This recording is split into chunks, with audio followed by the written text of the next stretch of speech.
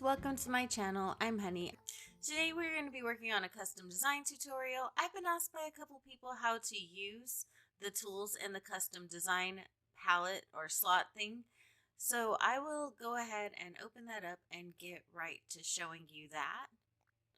So the first thing we're going to do is we're going to change the design, and all of these tools over to the left, if you push X, these will make your tools available to you. And the first thing most people will do is find a color palette. Now there are some palettes available to you in the custom design portal. They do have some really nice pre-made ones. I don't tend to use them because I like to make my own, but there are some varieties. I'm going to use this little pastel rainbow palette because that is actually pretty close to what I'm looking for as far as what I'm doing.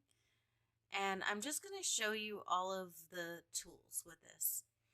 So first we have a fill tool, and this is the first one you always use just to kind of get some get a base color down and get that ugly design that they have off of there. And then we have a regular pen, and if you use the right or left bumper, you can change the color. And this pencil is basically like a pencil. If you hold A and then you move it around, you can draw, make your custom design. I don't tend to do it this smoothly. You guys see me. I kind of do one pixel at a time. I'm a one pixel kind of girl. But if you're dexterous like that, unlike me, then you can go ahead and do this. There are 3 different sizes on this pen, and you can push Y to change the size. It can be 3x3, 2x2, or 1x1. The next tool we have to the right is the line tool. Now this line tool, basically if you press A on any square as a starting point, and then you press A anywhere else to make an ending point. I use this tool all the time. Like, it's almost like a pen to me. It's almost like my pen tool. I love this tool. It is my favorite one out of all of them. And I use it for everything. So I'm going to go ahead and clear this out really quick so that I can show you something else. So moving right along in the colors, just because, we're going to go to the rectangle tool, and the rectangle tool is literally just that. You can make any type of rectangle of any size. You just click on the square you want it to start at with A, and then you go to where you want it to go with B. Now, you could change your mind, say you're halfway through. So if you hit the B button at this point, it'll just forget about it for you. In order to, there's also a circle tool that does the exact same thing right next to it. So you can do the same thing. It can be a circle, it can be an oval, it can be anything. I don't use this very often. I'm not sure why, because it is a great tool. I think I'm going to start using this a lot more. So yeah, you can make any type of circle or oval that you want. Right below that is the fill tool. This is if you make one of said shapes like this and you want to fill it with a color, you totally can. You can fill it with any color that you want. I chose to use this blue color. You can also fill the line that you outlined it with if you change your mind on the color. You want a different color. It does only go if the pixels are connected. So with shapes like this, you'll have to fill a little bit around more. But for like squares and nice straight lines, you'll get a pretty decent type. And then we have our stamps. So stamps are in many different colors. We have this round circle stamp, and we can get it in the small, the medium, and then pressing Y, you can get it in a very large version like this. Very, very big. You can also have a heart. There is a small heart and a medium heart and a very large heart. This is for a lot of love right there. Oops, I pressed Y. So if you press A, and just to use these, you just always use A. So I'm going to fill this in really quick using the fill all tool to kind of empty my canvas a little bit. And then we're going to move along to the star tool. And it's the same. You got a small star, you've got a medium star, and you've got a very large star, which doesn't fit. So I'm just going to cover up the medium star. So you have that. These are all really nice tools if you care to use them. Fill this all again, and say you were drawing something. I'm going to go ahead and just draw anything. Say you're drawing something and you just wanted, I don't know, you wanted to move it, you shift it, it wasn't centered properly. We have this lovely tool down here that will allow you to drag things. Like say I wanted it just centered a little bit better down here, and that's where I wanted the base of my photo situated, and it allows me to do that. This button right here doesn't do anything as far as drawing, but it swaps the kind of preview you're getting. So if you're trying to make like t-shirt designs or face paint, this tool will swap your preview out for you. And then this mirror mode is also another angel of mine. I love it. And it basically does on one side of the canvas an exact mirror of what you're doing on the other side. This is really great for symmetry. Anything that you want that's going to be symmetrical, it is going to be the thing for you. So if you're, let's see, let me fill this in.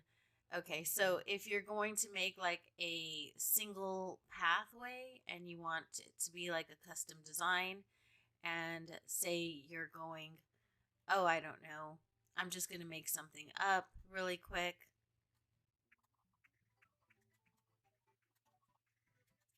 So there, see, it's just a single tile path. You were able to fill it in and watch it go really well, and it just kind of did its own thing on both sides. It mirrored itself for me, and all I had to do was draw it once. I didn't have to draw it twice.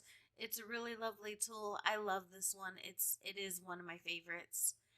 And that is it. So I'm going to go ahead and get started making a custom code and for my new island, and hopefully you guys enjoy that. So the code I'm making here is just a grass path with a lot of pastel flowers. If you guys don't know, my new stream island is a pastel abandoned kidcore island, and I wanted a little bit of overgrown grass that I'm going to overlay on the in-game dirt path and just kind of use as an inverted path. I wanted also to make a little more structured path as well, so I'll probably be doing something like that also. And yeah, so I find that I make my own custom codes for every single island now. All of my codes are pretty much my own, and the reason I do this is because for me it keeps the game interesting and it allows me to use another part of my imagination. It makes me a little bit more invested in my island and more invested in my codes, and because I can change them whenever I want. I can just, if I decide I don't like the season that it's set in, I can just make a couple adjustments and change the colors of all my custom codes, and I don't have to reshop. Also, there are so many amazing creators out there. There are so many good custom codes out there, and it takes forever to sift through all of them. I actually find that it's faster for me to make my own custom codes than it is for me to like hunt them down on Pinterest.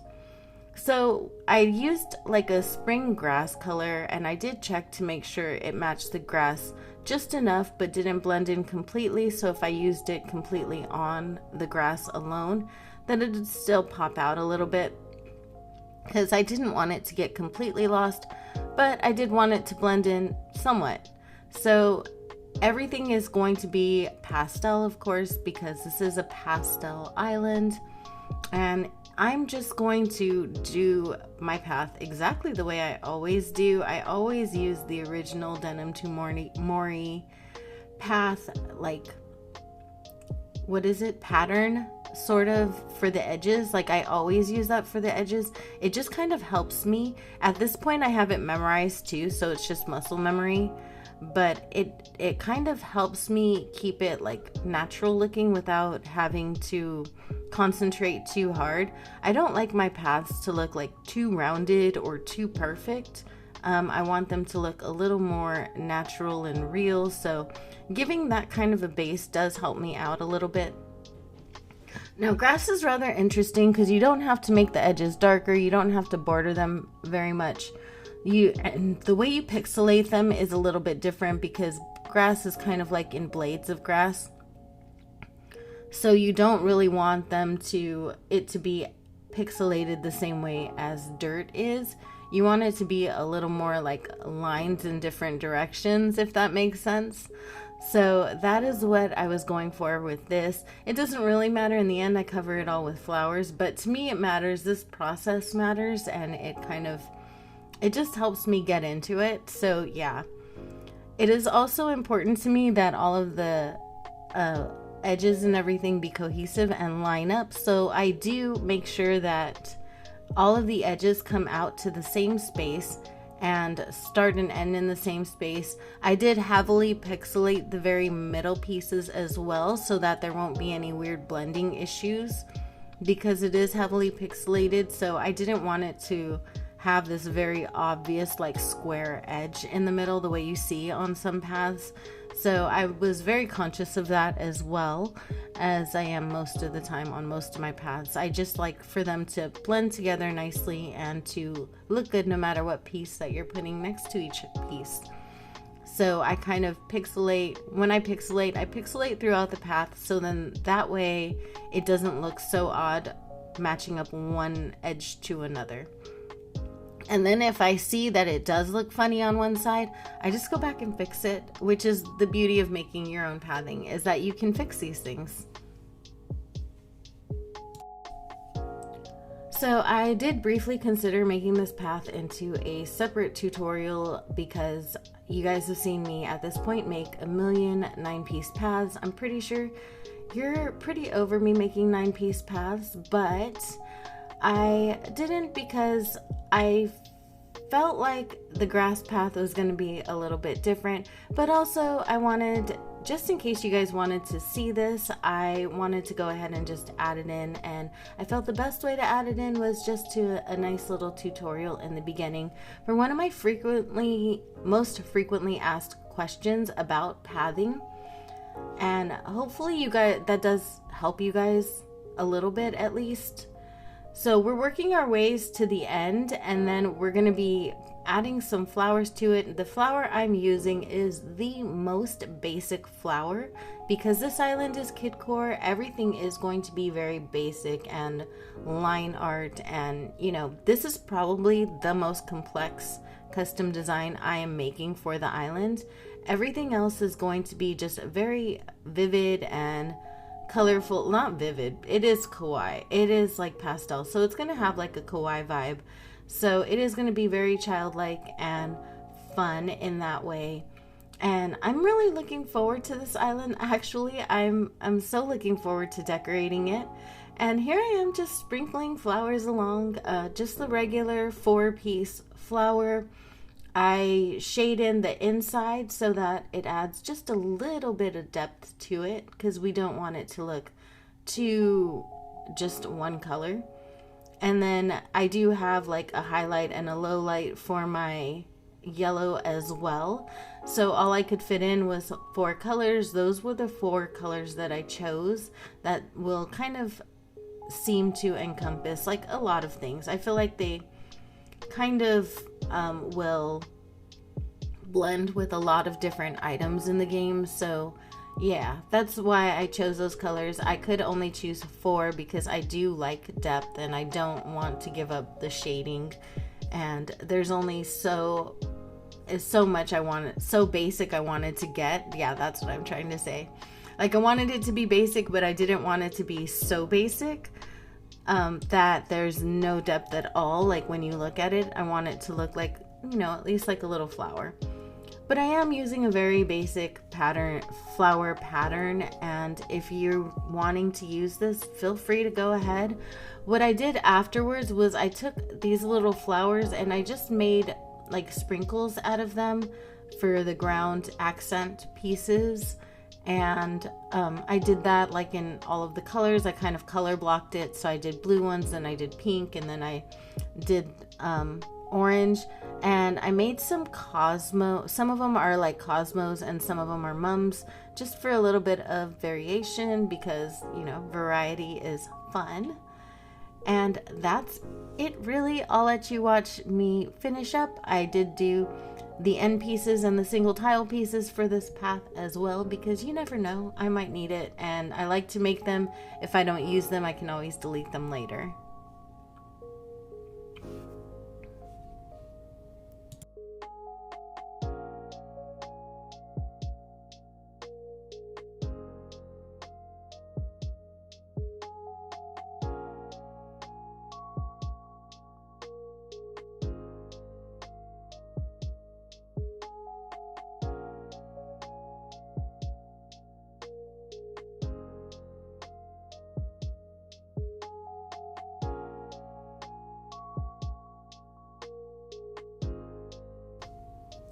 For the single tile piece, as always, I just took one of the other side pieces and then pixelated the other side to kind of make it match, and then I copied and pasted it and then took out one end and then went to the other edge and took out the other end.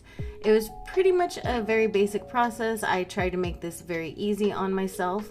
I do change out a few colors of flowers so that it's not so this exact same on all of the edges to make it look like a brand new piece.